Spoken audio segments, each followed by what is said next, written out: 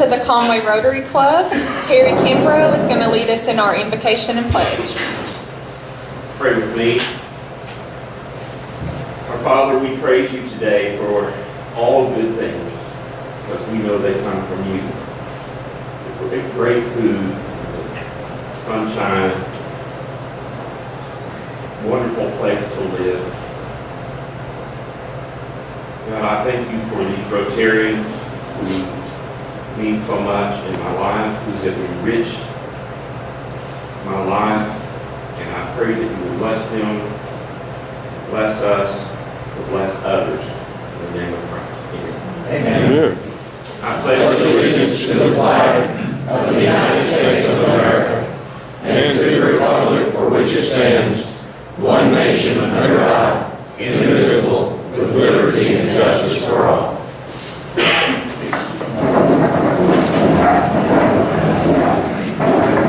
Our acting Sergeant at Arms today is Miss Rachel Steele, and she's going to come introduce our visiting Rotarians and guests.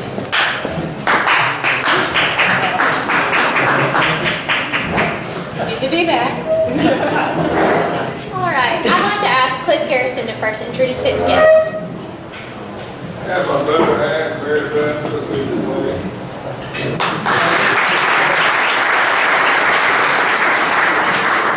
We also have with us today Jack Frost from the Conway Morning Rotary Club. Jack, where are you? And we're happy to announce that Ed Link has turned in his application to be our newest member.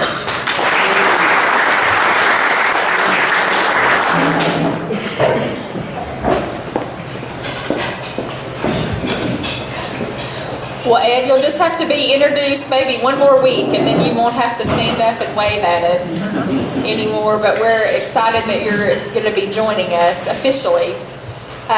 Any announcements from the floor? No one told me of anything today. Okay. I would remind you that not next week, but the following week, February the 18th, is CBC Day. We're gearing up for homecoming at CBC the 19th and the 20th. And so wear your blue on the 18th, and you'll be put in a drawing for a fun CBC prize that day. Where could they buy some blue Mustang stuff? Well, we have a campus store called Mustang Outfitters that's located in the Mabee Student Services Complex, the same building where we do our Rotary banquet, just on the opposite side. So you could stop by there and pick up some CBC blue between now and then. Any other announcements? Okay, I'm sure that Brett Carroll, our foundation chair, would like for me to remind you about your Rotary Foundation contributions. We've handed those out in paper form, and I think emails have gone out as well. So if we haven't heard back from you, please turn in that form for us. All right, Joe, you're up.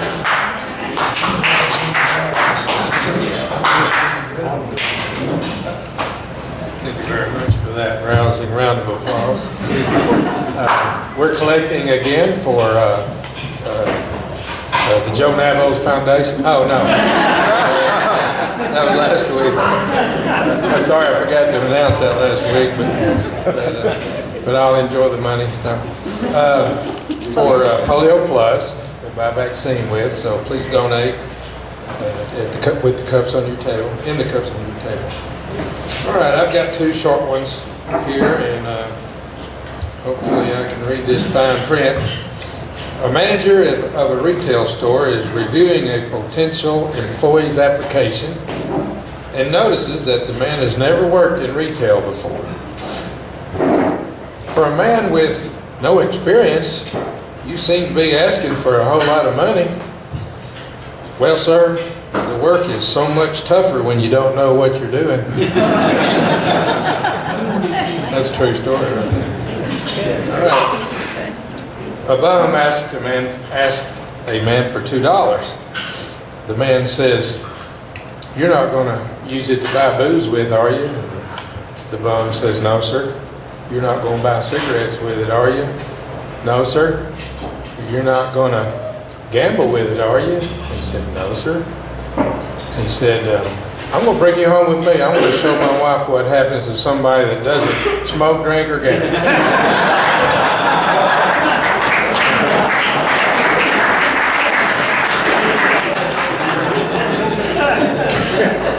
Oh, thank you, Joe. That's always enjoyable. I don't know how to follow that, but anyway.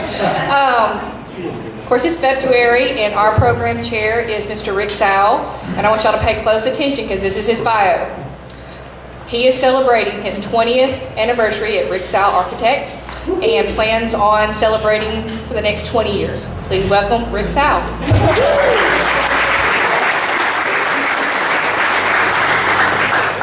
I want to make sure we leave plenty of time for our guest today. Very quickly, our theme for the month of February is going to be celebrating Arkansas. Today we are going to celebrate the places of Arkansas, and we have some other programs lined up for you that I think you'll enjoy over the next three weeks. A writer for the Arkansas Times, Mr. David Kuhn, in an article called "I Heart Chuck," wrote this about our guest today. He said, "I must confess I love Chuck Dovich. As a kid, I used to anxiously await each new installment of his Traveling Arkansas on KHTV Channel 11 like Christmas. Dovich seemed, to a lad with a penchant for pocket knives and barefootedness, to possess the world's greatest job, traveling around free as a bird, exploring caves, going kayaking, and watching old geezers whittle out walking canes and bows and arrows and the occasional dowsing rod." So it's my privilege and my pleasure today to introduce you guys to the guy with the greatest job in the world. Before coming to AETN, Chuck Dovich was mainly known for his Traveling Arkansas segment, which aired on KHTV Channel 11 for more than 25 years. And since October of 2005, Dovich has been producing and hosting Exploring Arkansas, which showcases all the high adventure in the natural state. This one-of-a-kind program features the most breathtaking and spectacular sights in Arkansas. Dovich has also produced and hosted a one-hour documentary on Bayou Bartholomew, the world's longest bayou, which flows for 359 miles from Pine Bluff to Sterlington, Louisiana. And I've seen that, by the way. It's an excellent program. After exploring Arkansas for a total of 4 decades, Dovich continues to surprise and entertain viewers with his adventures and subjects. His philosophy throughout the years has always been to illuminate the culture and heritage of Arkansas. In addition to conservation and preservation of the pristine outdoors of the natural state. Exploring Arkansas was the 2009 recipient of the Sierra Club Conservation Award. Exploring Arkansas can be seen Monday nights at 6:30 on AETN, and the show repeats on Sundays at 5 p.m. Let's give a warm Rotary welcome for Mr. Chuck Dovich.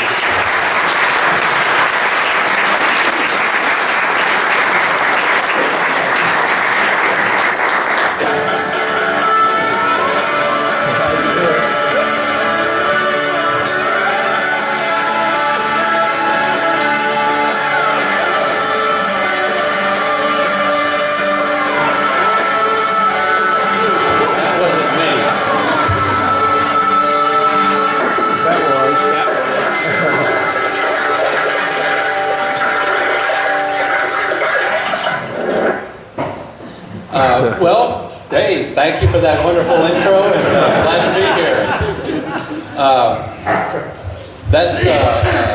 I have to hand that to our graphics artist. She did a wonderful job putting that new open together. We've had, I think, 2 or 3 opens to the show, and since I've been with AETN since 2005, but I get more comments out of that show open than any other one. So we had a lot of fun doing that one. People always ask. I'm going to talk for a little bit, and then I'm going to open up to a question and answer session, because I know everywhere that I speak, people want to have a lot of questions to ask me about how we do what we do, and maybe why we do it, and so on and so forth. One question I always get asked is, where am I from? Well, I'm from up north, from Ohio, but I've always loved the South. I mean, I read books about the South. I've seen Gone with the Wind, I think 216 times. I love Southern food, Southern cooking, Southern bells, so you name it. I've always wanted to live in the South. I always felt like I was misplaced living up north, and because I always said, I said, man, people down south, they know how to live. And I mean, they really enjoy life. It's more laid back, kicked back. They respect one another. That's what, they'll give out a helping hand to their fellow neighbor.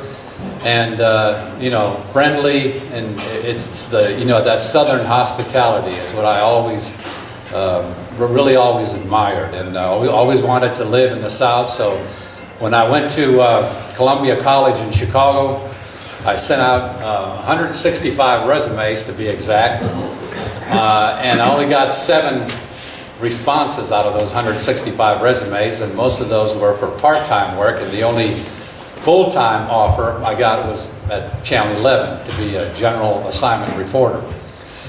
Well, I took it. I never did like to do, so-called hard news, but I took it, and so I did that for about 1 year, and then we had a new general manager come in, and he said, stopped me in the hallway one day, and he said, I guess he could see that I was disgusted or something, I don't know, but he asked me, well, what would you really like to be doing here? And I said, well, funny you should ask. And this is when Charles Kuralt was doing his On the Road series for CBS. And I said, why don't we go out and try something that Kuralt is doing for the network and do it on a statewide basis, and just go out and, talk to people, do human interest stories like that, like similar to what he's doing. And at that time, we didn't know, what to call it or anything.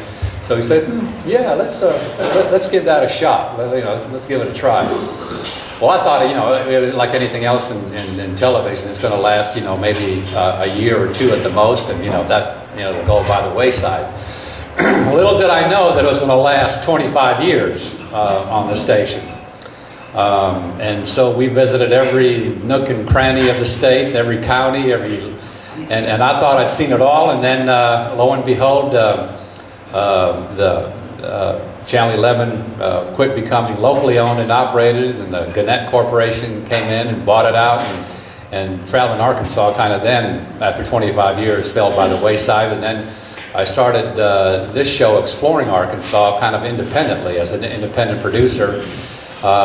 And had it on Channel 4 on Saturday afternoons for a while, and then AETN called me one day, and that's when they asked, they said, how would you like to come over and do this for us? I said, sure. I've always, admired PBS, always admired, the programming, and it's what television, in my opinion, really was meant to be, not what it's turned into in this day and age, which is an atrocity, with all these reality shows and what have you. But there's some quality, educational, entertaining programming on PBS. All the documentaries that Kent Burns does. You have the science programs, the nature programs. It's really good. Television. What television was meant to be, I think. But so what we do, we try to go out and we try to go to these places where you can go and explore for yourself, and we try to also to get the younger kids, the teenagers, away from the computers, the video games, and what, get them to go out and really explore on their own what this state is really all about, for them to find out for themselves, to go to some of these state parks. We have the best. Arkansas has the best state park system in the nation, with our 52 state parks. I mean, there are states that would give their arm to have state parks like we do. People from, and I've heard this from people that come from all over the country, and they just can't believe. First, they can't believe that they don't have to pay, to get in to a state park. And they just are amazed at what this state has to offer as far as their park system is concerned, and not to mention the 6 national parks. that we have in the state too, and the national wildlife refuges. We've done what we call them special edition of Exploring Arkansas throughout the years, where we've done the national parks and the national wildlife refuges. And we have a top 10 DVD of mine, which go through my top favorite areas, top 10 favorite areas of the state. And that's another thing that people always ask me, what is my favorite place in the state? Well, it's kind of hard to pinpoint it to one place, one area, but I always tell them the Buffalo National River, being, there's a reason why it was chosen as America's first national river. And if you ever floated it, you'll understand why. And my goal soon is to do float the entire river for a special edition of Exploring Arkansas from one end to the other. And when you float that river and you look up at the bluffs around, like Big Bluff where the goat trail is, and it's you look at it and it's like explorers seen it, hundreds of years ago, and I hope that it'll be preserved for generations and generations to come, so kids can enjoy it in the future. And it is really a gem that we have in this state, and there are so many other areas, places like you can go to a drive-through safari up in Gentry. Wild Wilderness Drive-Through Safari. I think it's like a 7-mile route that you can take, and you don't even have to get out of the car if you don't want to. And you can see practically all the animals that you could see on an African safari, say. And it's a really something. And as far as the caves too, like Blanchard Springs Caverns, it's amazing. I could go on and on, about some of my favorite areas, and the other question that I get asked is, did I ever have any close calls in doing what we do, as far as rock climbing and floating and rappelling and hot air ballooning, and well, I always like to tell this one story. This was back in the 80s, I think, late or early, about mid-80s, when there was the state's first female hot air balloon pilot. So we decided we're going to go up, take a flight with her. So it was beautiful Sunday, summer evening. We took off from a soccer field in West Little Rock, and then we started kind of drifting across the freeway there into the Pleasant Valley area of Little Rock. And so we kind of, it was all going good, and so I got the mic out and everything and started, getting ready to do talk to her, do the interview with her. And I started, asking her questions, how she got involved in hot air ballooning, how, how she became the, hot air balloon pilot. So she was so engrossed in the interview. I noticed when she was talking, I noticed the basket, the wicker basket, was kind of getting closer and closer to the treetops. And because, every once in a while in a hot air balloon, you got to pull that lever to keep the propane up, to keep the balloon aloft. So I'm kind of, I noticed that, they're kind of getting close, and I'm going like this to her as I'm going, like, so hopefully she'll kind of get the message. And she just kept on talking. Well, it came to the point where that wicker basket was starting to skim the treetops. And luckily we have the ground crew with us. So what we did, and she finally realized, like coming out of a trance, oh my gosh! And so we threw out the tether, the rope, and they caught it. And to make a long story short, we landed on the parking lot of Christ the King Catholic Church in West Little Rock. And I got out of that wicker basket and I kissed the ground. And then, 2 weeks later, we were doing a hare and hound race in another hot air balloon, so I had to get back on the horse. But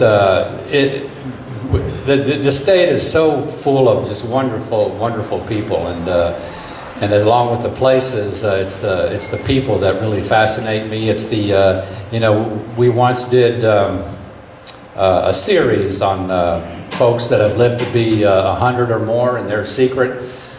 This was back when I was still with Channel 11.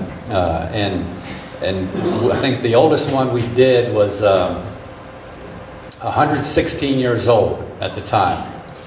And to sit down, with folks like that and listen to their story and listen to what they've lived through with the inventions that they've seen, since they were, little children. It's just amazing. I always, like to, sit down and talk with folks like that, and it just, I wish we were out there more shooting because we only spend, people think we're out, shooting all the time, but we're only, when you consider there's 3 to 4 segments per episode, so we're out about 4 days, only 4 days out of the month to shoot that. And the rest of the time is back at the studio, back at the office, writing, scripting, looking at the video, putting it together, the editing, the post-production, the picking out the music, and there's a lot that goes on to make that 30 minutes what it is. So it's, but we premiere 1 new episode per month, and it's been on the first Monday of every month. And starting in April, they're going to switch nights. They're going to have the show on Wednesday nights to go right up into Nova and Nature on PBS. So it'll be on Wednesday nights at 6:30, and then but still on the re-air or the repeat on Sundays at 5 p.m. And now I was going to show you this one segment here that I brought. This is our latest from our latest episode that aired Monday, and it repeated actually again on Wednesday to get folks accustomed to watching Wednesday nights now. But if you missed it, you can watch it on YouTube or just go to the aetn.org and see the whole episode there. And all of our episodes are on YouTube as well under Exploring Arkansas. But this one, this first segment on here, that's not it, but that looks cool. That's not quite an Arkansas. This is one man, you talk about people and their stories. This is a story about one man's dream home that turned into a castle. He spent 20 years constructing this thing, and it's called Castle Rogues Manor up in just outside of Eureka Springs. You may have heard of it. It looks like the castle in the Harry Potter movie is what it looks like. But he traveled the world looking at all various architecture of castles. And so what he did, he fell in love with this place that in Beaver up there that overlooks the water there, the lake. It's kind of like between that area. It's kind of like between Beaver Lake and Table Rock Lake, but it sits high on a cliff, and it's just, well, you'll see it if you haven't seen it. Like I said, this is our latest one that we did, and this is it here.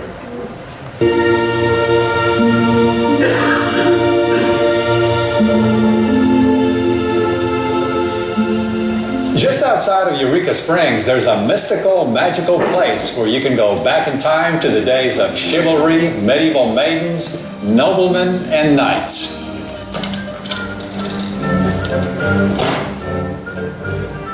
Sir Charles Dovich, at your service, milady.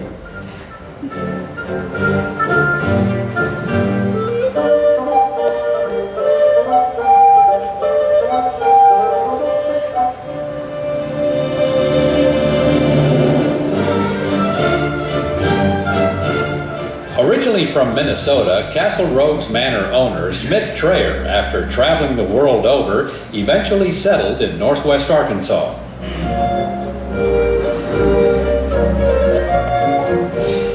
Traveled through Arkansas and this Ozark region of Eureka Springs and Beaver, Arkansas. I became enchanted with the area and the quality of life, lifestyle. So we decided to settle here 23 years ago. Did you always want to build a castle, quote unquote, or just a dream home? Neither. I played in the sandbox, built lots of sand castles, and through life I enjoyed building and creating space. Enjoyed Renaissance festivals and lifestyles, romanticized about Renaissance period, medieval periods, but I hadn't really envisioned building a castle until we settled here, opened our Rogues Manor restaurant in Eureka Springs, and then had some friends who had a house out here overlooking Beaver on the cliff that they were selling, and we bought it, and with the needs of the house and the location on this cliff, it cried out for a castle. Being a strategic site, there's evidence of a lot of life here before and through millennium. Strategic spot, and the fantasy of a castle fit right in to the location. And the materials are all from here that you used. So we harvested native cedar, Arkansas cedar, and walnut, both prolific timber in this area. So as the dream and the fancy of building a castle settled, and we decided to take it on. We made a wish list of timber, beams, and boards, and worked with a local logger and millwright, and harvested a dream list of timber that we had to dry for several years as we prepared the site for the castle.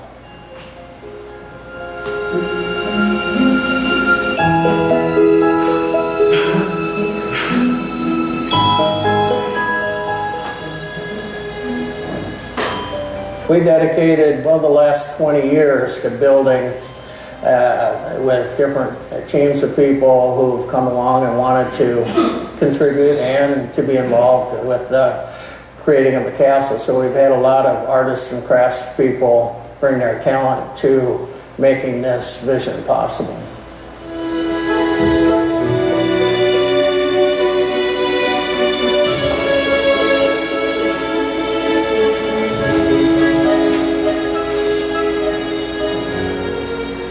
As in any castle worth its salt, in one of the bedroom suites there's quite an extensive collection of knight armor and swords, just in case you need it. Well, we had another castle enthusiast who lived in the area who had been involved with different castles in his lifetime, and was collecting armor and swords, and he came to the end of his life and donated his collection to our project that we've been able to display out in the gatekeeper's cottage. And you call it the gatekeeper's cottage, but that's quite an elaborate, some bedroom suites there. Well, it's a towered building, and it was our first effort to establish our building styles and profiles. We didn't try to be a copy of a castle or a period of history or culture. We utilized details from all over the world in different periods of history to create our own style of building.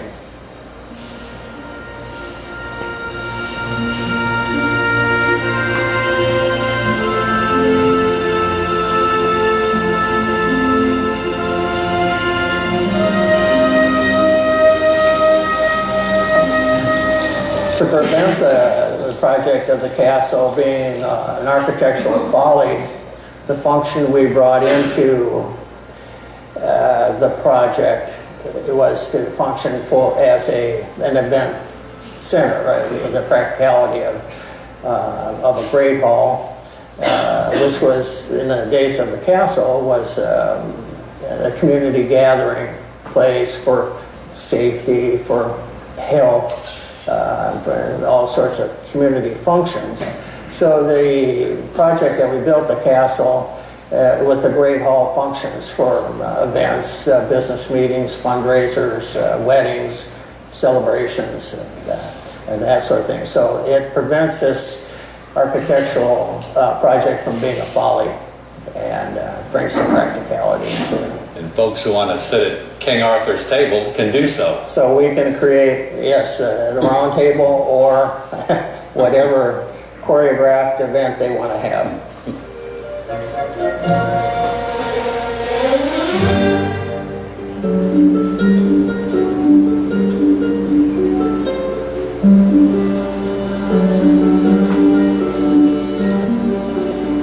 So go back in time to the Middle Ages at Castle Rose Manor near Eureka Springs. Dine at King Arthur's table. Get to know a medieval maiden. And hey, possibly even go so far as to fight off a dragon. You never know.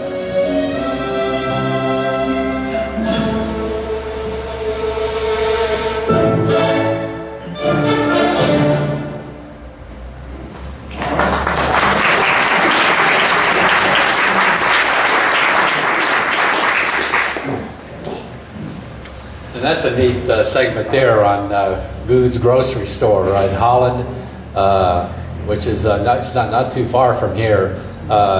After 40 years of just sitting there empty, the second and third generation of the family decided to open it up once again, and it's quite a they're going to have folk musicians down from Mountain View too on a regular basis, like on a Friday night or Saturday to entertain there on the front porch.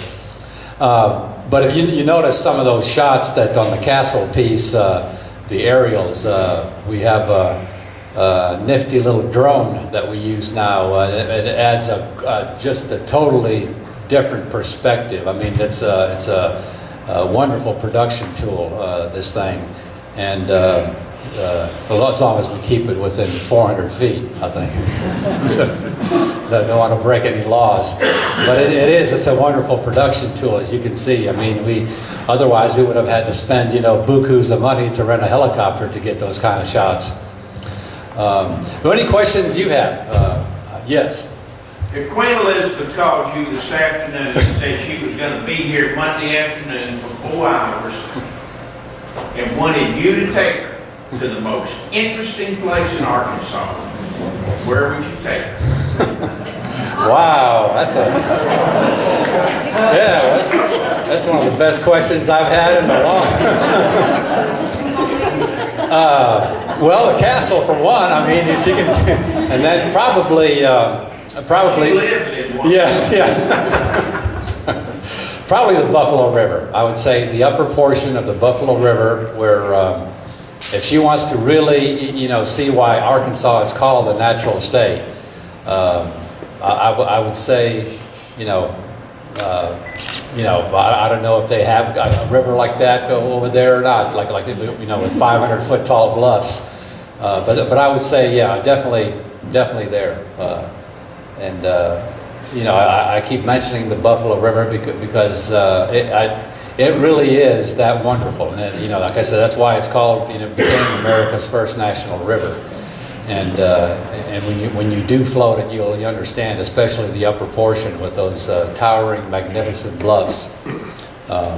So yeah, that's probably where I would take her. Yes. I'd just like to say, Dr. Neil Compton is one that got that nationalized, and I was in the same Navy Reserve unit in Fayetteville that he was in way back when. Wow.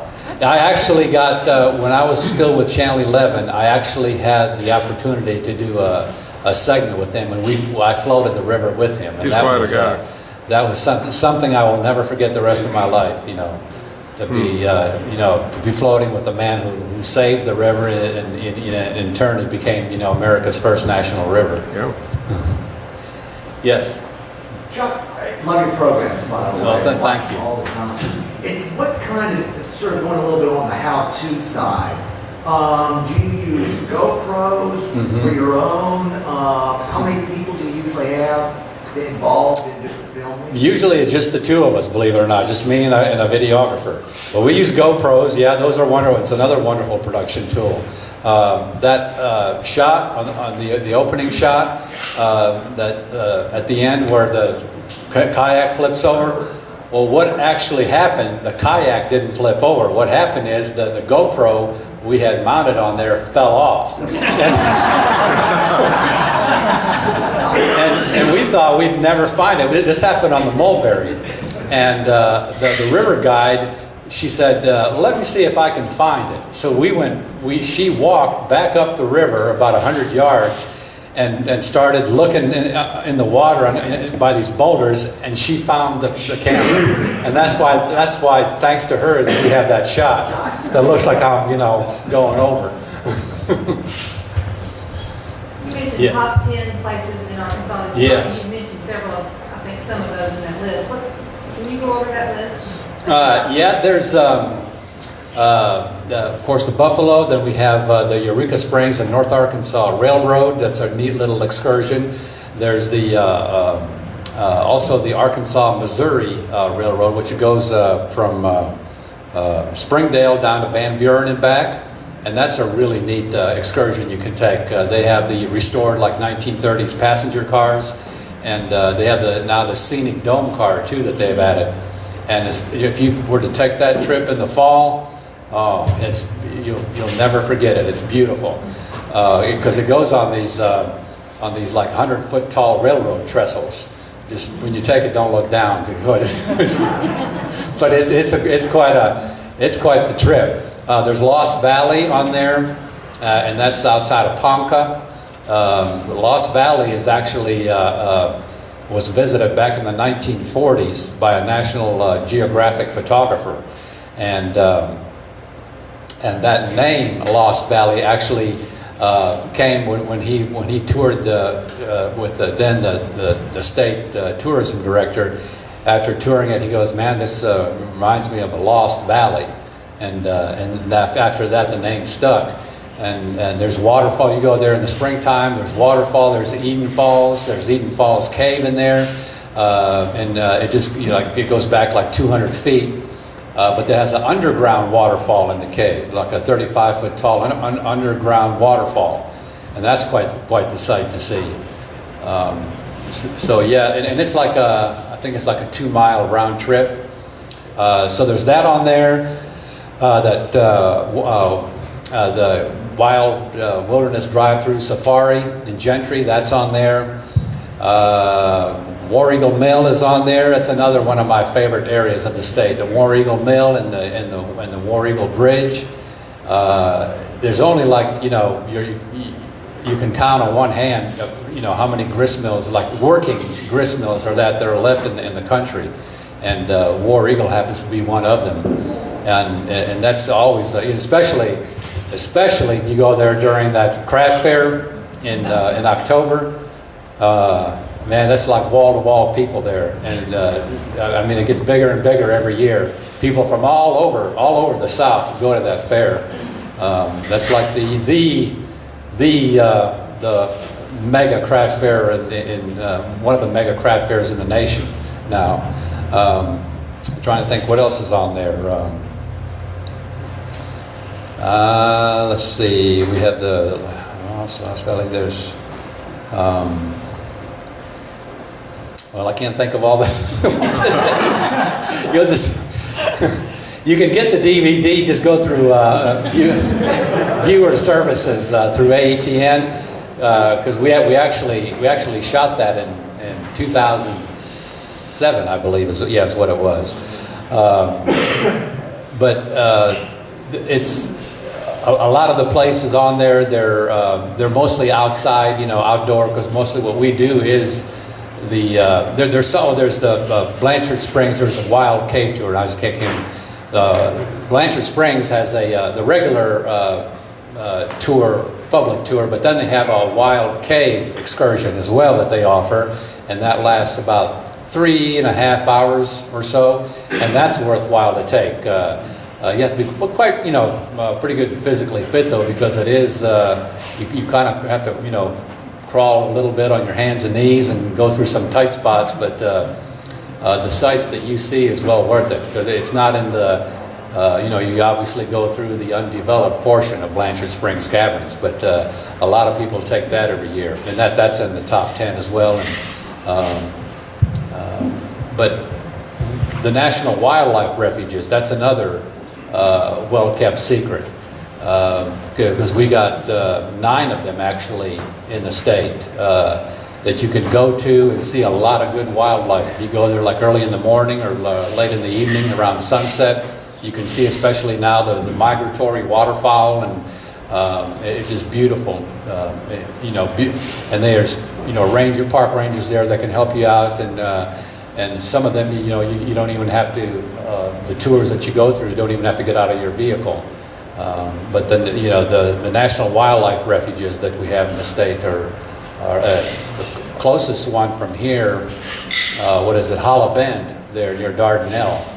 And that's one of those that you take a vehicle tour, and it also has a lookout platform. If you want to get out of your car and go up to a lookout platform and take pictures or videos, that's a really nice. So you're, especially right now, your chances of seeing bald eagles, golden eagles, snow geese, trumpeter swans, all that. So plenty of wildlife to view there. Yes. Well, I just moved my wife here from California. What around the Conway area should I show her?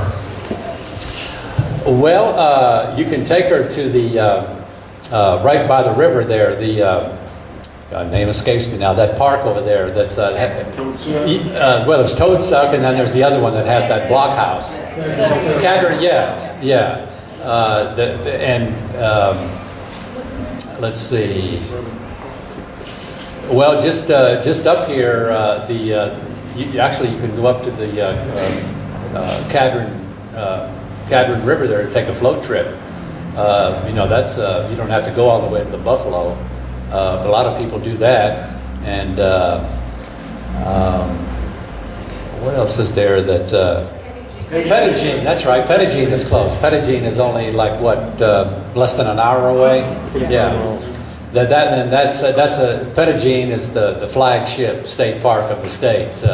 Back in the 1930s, when the CCC Civilian Conservation Corps were building all the parks, that was the first one that became the first state. And it's got Cedar Falls there. It probably isn't running too great right now, but go there right after a rainstorm and hike to Cedar Falls. That's another thing that was on the top 10 DVD. It's all coming back to me now. Cedar Falls is worth it, yeah. And it takes about, how fast you hike, maybe 30, 40 minutes to get to it. The hike itself, but it's well worth it. It's just like a 90-foot tall waterfall there, and if you go there right after a good rainstorm, it'll be really pretty. The springtime, is the waterfall season in the state, and I might say, to give him a plug, Tim Ernst, he's got a really good waterfall guidebook out. It's ERNST, Tim Ernst. And he's got I don't know how many waterfalls. He's got like 200 waterfalls in this book to go to with the coordinates on there, GPS coordinates. Because a lot of these, there's one. This is another one that is one of my favorite. It's called Twin Falls, but it's actually 3 waterfalls together, and it's right as you go on the Highway 74 out of Jasper. And it's going down to Camp Orr Boy Scout Camp, and it's right by there, and it's open to the public, and it's only a quarter-mile walk to get to this waterfall, but it's a magnificent triple waterfall, and it looks like something in Hawaii that you would see. But it's one of my favorite waterfalls in the state. It's two of them are spring-fed, and one is creek-fed. So there's at least 2 of them that's running, which is why it's called Twin Falls. But after a good rain, all 3 are coming down equally, and it's just a magnificent sight. And it's only a quarter-mile hike to get to it. It's all level. Yes. Have you done a show in the trumpeter swans? Yes, Magnus Lake and Heber Springs. If you want to see trumpeter swans, but you better hurry up because they're going to leave on the first full moon in February. Have we had the first full moon in February yet? Not yet. But they come in on the first full moon in November, and they leave on the first full moon in February. And there's like at least 100 of them on this lake, Magnus Lake, just outside of Heber Springs. Yeah. Well, thank you all very much, and thanks for watching.